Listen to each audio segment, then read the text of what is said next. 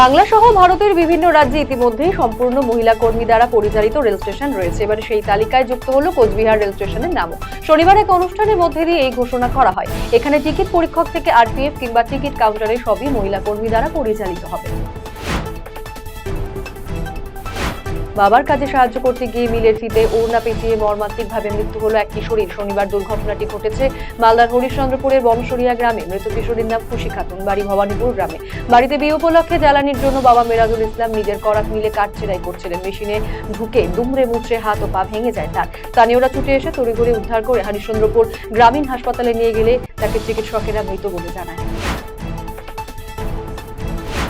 দীর্ঘ কয়েক মাস কেটে গেলেও সম্পন্ন হয়নি কালভার্ট নির্মাণের কাজ। প্রায়শই ঘটছে দুর্ঘটনা। দ্রুত কালভার্টের কাজ সম্পন্ন করার দাবিতে শনিবার পঞ্চায়েতে বিক্ষোভ দেখালো গ্রামবাসীরা। ঘটনাটি ঘটেছে মালদার চাঁচল ১ নম্বর ব্লকের মহানন্দপুর পঞ্চায়েত অফিস চত্বরে। উল্লেখ্য, পঞ্চায়েতের পঞ্চদশ অর্থ কমিশনের বরাদ্দকৃত অর্থে কালভার্ট নির্মাণের উদ্যোগ নেওয়া হয়।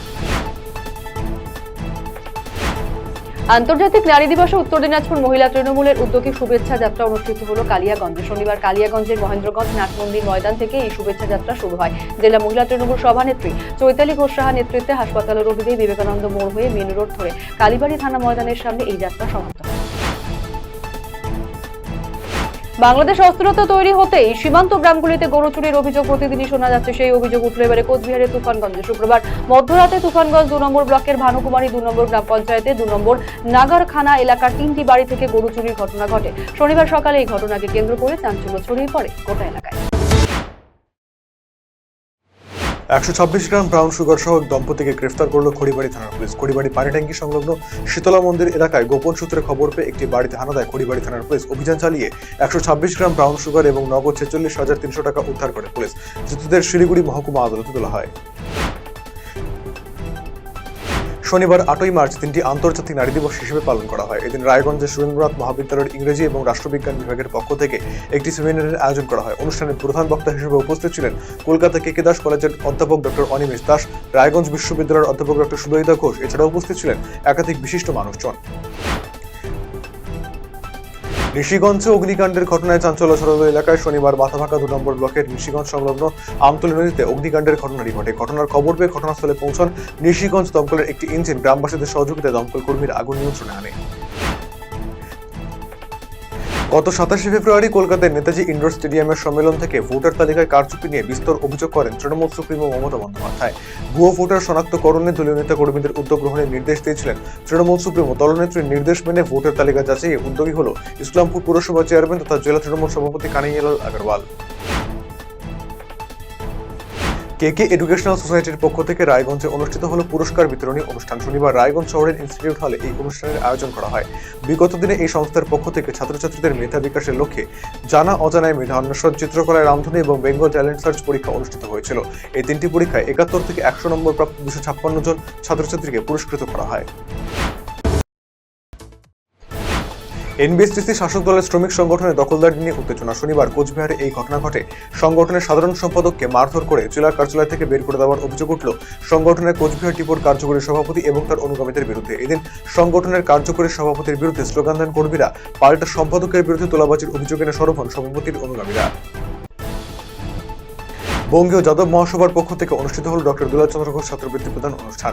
শনিবার রায়গঞ্জ চেম্বার অফ কমার্সের সভাকক্ষে এই বিশেষ অনুষ্ঠানের আয়োজন করা হয়। এদিন রায়গঞ্জের অনুষ্ঠান থেকে ২০ জন পড়ুয়াকে বৃত্তি প্রদান করা হল।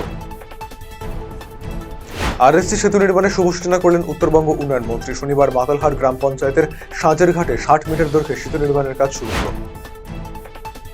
গাজলের নির্মল যোগ সংঘের উদ্যোগে বামনগোলা মোড় সংলগ্ন যোগ ময়দানে আয়োজিত হল আন্তর্জাতিক নারী দিবস উদযাপন অনুষ্ঠান। কর্মসূচিতে উপস্থিত ছিলেন নির্মল যোগ সংঘের সভাপতি নির্মল কুমার সাহা, সুনীল মণ্ডল এবং অয়ন আচার্য, নীরেশ ওরাও সহ অন্যান্যরা। এদিন মাঠে যোগাসন করতে আসা মহিলাদের ফুল ছিটিয়ে সম্মান প্রদান করা হয়। ৮ই মার্চ আন্তর্জাতিক নারী দিবস উপলক্ষে আমি নারী আমি সব পারি এই স্লোগানকে সামনে রেখে শিলিগুড়ি খালপাড়া পুলিশ ফাঁড়ির তরফ থেকে স্থানীয় মহিলাদেরকে সাথে নিয়ে একটি মিছিলের আয়োজন করা হয়। শোভাযাত্রাটি খালপাড়া থেকে এলাকার মিলন সমিতি শীতলা মন্দির থেকে শুরু হয়। এই শোভাযাত্রায় স্থানীয় মহিলা এবং পুরুষেরা অংশগ্রহণ করে। হেমতাবাদের বিট্টু হত্যাকাণ্ডে অবিলম্বে অভিযুক্তদের গ্রেফতারের দাবিতে চলল পথ অবরোধ এবং বিক্ষোভ। শনিবার বিকেলে হেমতাবাদের বাঙালবাড়ি এলাকায় পরিবারের লোকজন এবং আত্মীয় স্বজনেরা পথ অবরোধ করেন। সুবিচারের দাবিতে চলে বিক্ষোভ। শনিবার নদী ভাঙন রোধের কাজের সূচনা করলেন ইটাহারের বিধায়ক মোশাররফ হোসেন। ইটাহার থানার মারনাই অঞ্চলের কচুয়া গ্রামে এলাকার সুই নদীর ভাঙন রোধে 1 কিলোমিটার বোল্ডার পিচিং এর কাজ করা হবে। রাজ্যের গ্রামোন্নয়ন দপ্তরের 5 কোটি টাকা ব্যয়ে এই কাজ করা হবে। শনিবার স্থানীয় কচুয়া গ্রামে কাজের সূচনা করেন ইটাহারের বিধায়ক মোশাররফ হোসেন। উপস্থিত ছিলেন জেলা পরিষদের 2 কর্মাধ্যক্ষ কার্তিক দাস, সুন্দর কিস্কু, রিনা সরকার, আনসারুল হক সহ অন্যান্যরা। হেমতাবাদের চৈনগর অঞ্চল তৃণমূল কংগ্রেস কমিটির উদ্যোগে ইফতার পার্টি অনুষ্ঠিত হলো হেমতাবাদে। শনিবার বিকেলে হেমতাবাদের ভরতপুর হাই স্কুল ময়দানে এই ইফতারের আয়োজন করা হয় মুসলিম ধর্মাবলম্বীদের জন্য, যেখানে উপস্থিত ছিলেন হেমতাবাদের বিধায়ক তথা মন্ত্রী সত্যজিৎ বর্মন, জেলা পরিষদের সদস্যা মকলেসা খাতুন, তৃণমূল কংগ্রেসের হেমতাবাদ ব্লক সভাপতি আশরাফুল আলী, চৈনগর অঞ্চল সভাপতি পরেশচন্দ্র বর্মন সহ অন্যান্যরা। শনিবার 8ই মার্চ দিনটি আন্তর্জাতিক নারী দিবস হিসেবে পরিচিত। এই দিনটিকে বিশেষভাবে পালন করল রায়গঞ্জের শঙ্কর অটো সেন্টার। এই বিশেষ অনুষ্ঠানে উপস্থিত ছিলেন বিশিষ্ট শিক্ষাবিদ এবং সাহিত্যিক নূপুর দত্ত, শিক্ষিকা মনিকা দাস সহ অন্যান্যরা। গ্রাহকদের আহ্বান জানানো হয়েছিল। নারী দিবসের তাৎপর্য নিয়ে আলোচনা হয় অনুষ্ঠানে। হেমদাবাদের চৈনগরে ভারত বাংলাদেশ সীমান্তে অপরাধমূলক কাজে যুক্ত থাকার অভিযোগে এক ব্যক্তিকে গ্রেপ্তার করে 3 দিনের পুলিশি হেফাজতে নিল হেমদাবাদ থানার পুলিশ। জানা গিয়েছে ধৃত ব্যক্তির নাম সাইফুর রহমান, তার বয়স 32 বছর, বাড়ি হেমদাবাদ ব্লকের পাহাড়পুর এলাকায়। শুক্রবার রাতে বাড়ি থেকে গ্রেপ্তার করা হয় ওই ব্যক্তিকে। শনিবার দুপুরে ধৃতকে রায়গঞ্জ আদালতে পেশ করা হলে বিচারক ধৃতের 3 দিনের পুলিশি হেফাজতের নির্দেশ দিয়েছেন।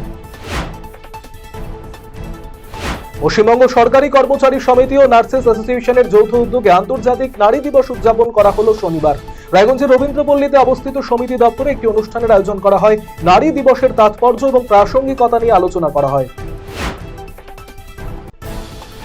শনিবার 8ই মার্চ এই দিনটিকে আন্তর্জাতিক নারী দিবস হিসেবে পালন করা হয়। বিভিন্ন জায়গার পাশাপাশি একই ছবি উত্তর দিনাজপুরের হেমতাবাদে। হেমতাবাদ গ্রাম পঞ্চায়েতের ব্যবস্থাপনায় এদিন আন্তর্জাতিক নারী দিবস উপলক্ষে একটি র্যালি, মানববন্ধন এবং আলোচনা সভার আয়োজন করা হয়। গ্রাম পঞ্চায়েত অফিস থেকে বেরিয়ে হেমতাবাদ সদর এলাকা পরিক্রমা করে এই পদযাত্রা। উপস্থিত ছিলেন বিডিও সুদীপ পাল, জয়েন্ট বিডিও রৌনক রায় সহ গ্রাম পঞ্চায়েতের প্রতিনিধিরা। রায়গঞ্জের সুভাষগঞ্জ প্রগতি সংঘ গ্রামীণ গ্রন্থাগার কমিটির পক্ষ থেকে অনুষ্ঠিত হলো পুরস্কার বিতরণী এবং সাংস্কৃতিক অনুষ্ঠান। শনিবার সন্ধ্যায় এই অনুষ্ঠানের উদ্বোধন করেন রায়গঞ্জের বিধায়ক কৃষ্ণ কল্যাণী।